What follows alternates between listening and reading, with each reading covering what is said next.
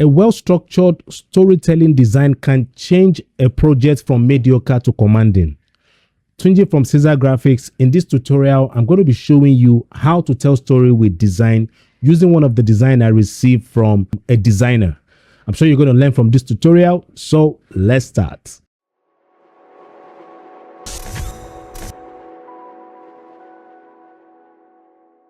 So this is the design I received from one of my group members, and I love the layout, but the composition is not really for project like this. Now there are times where as designers layout like this is perfect for some type of project, but in a case where you're trying to create unity, where you're trying to say, okay, the information in the project, they all belong together, layouts like this are not really okay.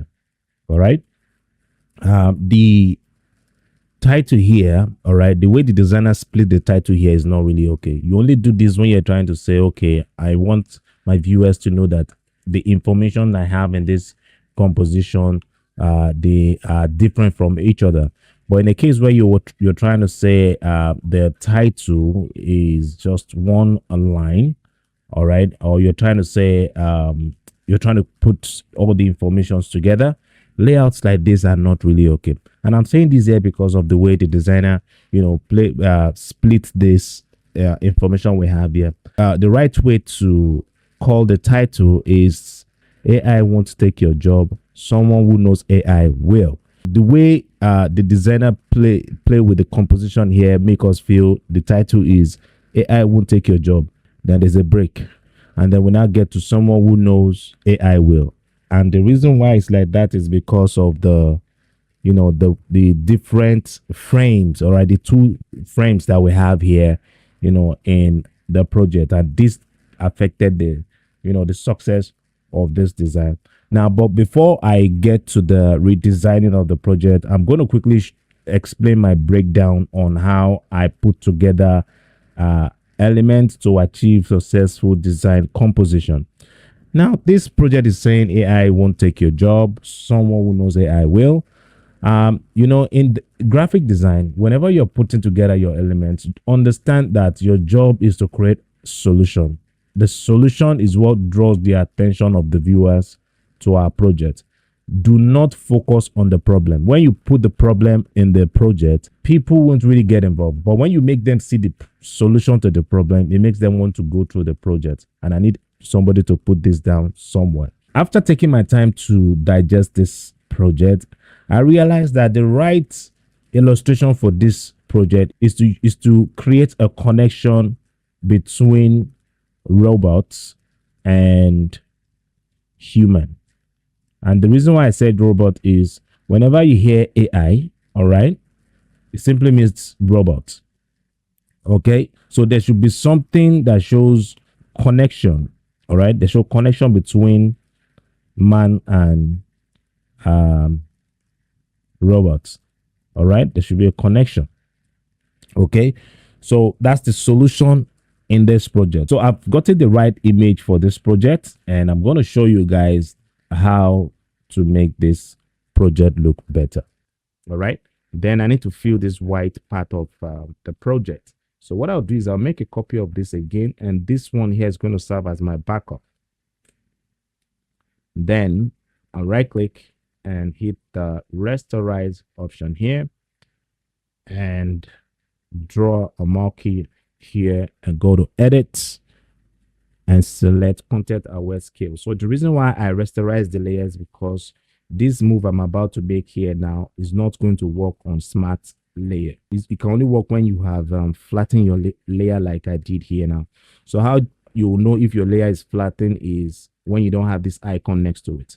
So I'm holding down shift and drag like that, and I'm still going to fill the upper part of the frame by still drawing a marquee selection there and go to edit and select content aware scale and still hold down shift and move this up.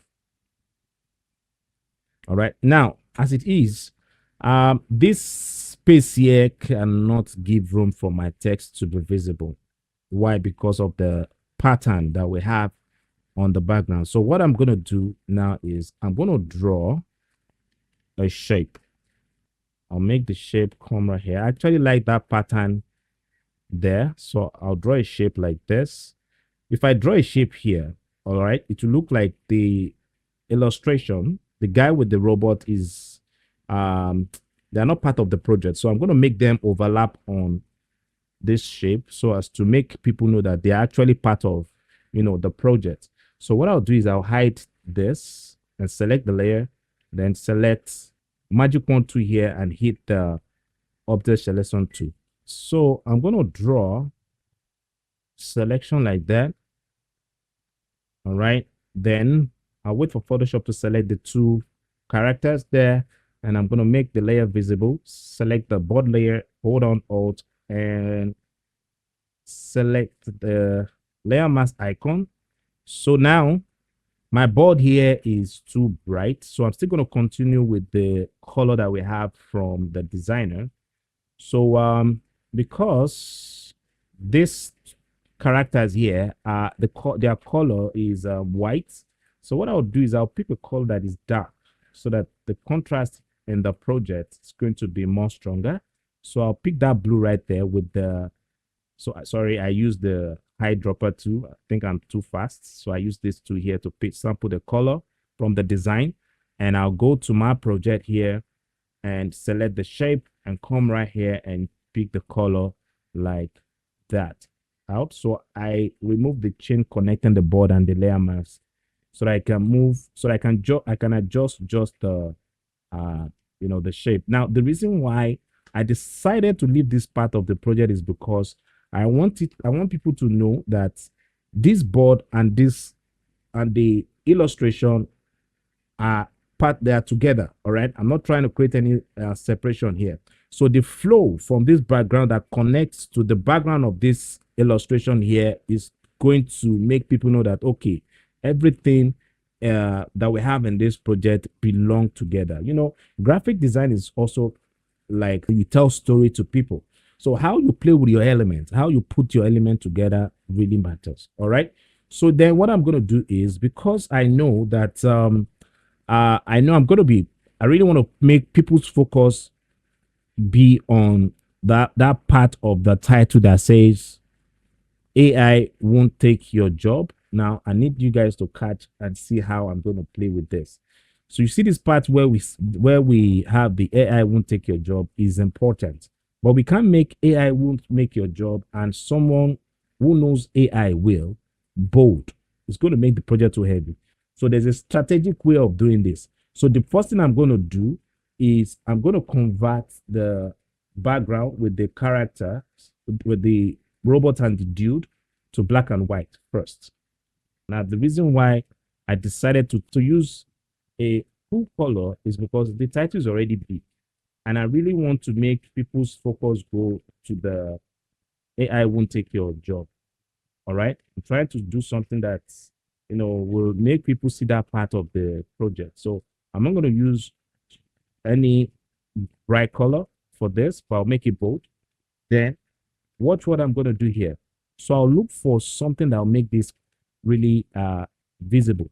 So what I'll do is I'll look for a vector, an arrow vector from the internet, because I know so many of you have seen designers use elements like arrows and all those things. So we don't just use those elements because we want to spice up our project. Now, there's the part of using it to spice up your project, but most professional designers use them to call attention to important information in their project. So I'm going to quickly save an arrow from the internet, and I'll drag this and drop here. Then I'll make this arrow smaller, and this should come here. So it should be smaller like that. And the color of the arrow is going to be yellow. All right, so it's going to be yellow. So why I'm using the warm color is because warm colors are colors that read fast. So by making it have this yellow color will draw people's attention to it. No matter how small I make it, it will surely draw people's attention. All right. So because I'm not really filling this space here. So what I'll do is I'll cover the space by moving this to the side. So here is the final project. Before I show you guys the after, I want to quickly make you guys see how I always use the right alignment to make my project balance. So I'm going to hit Ctrl R on my keyboard to activate my Photoshop ruler, and I'll drag my guide out now for you guys to see how I was able to make the information here align together. And the same move is what I did here by making, this information here align. And also I made the logo and this information that we have here also aligned, making the content in your project connect or hold other information in your project is also part of how you make your design project look interesting to the eye. All right. And I hope you guys love the project. And let's see the before. So I'm going to hit Ctrl H to hide my guide. So this is the before, and this is the after. I'm glad you made it to the end of this tutorial. If you have not subscribed, remember to hit the subscribe button and remember to click the post notification bell so you get notified when I post my tutorials. If there's anything you want to share with me, drop it in the comment section. And if you love this video, give it a thumbs up. Thank you for watching, and I'll see you in the next one. Peace.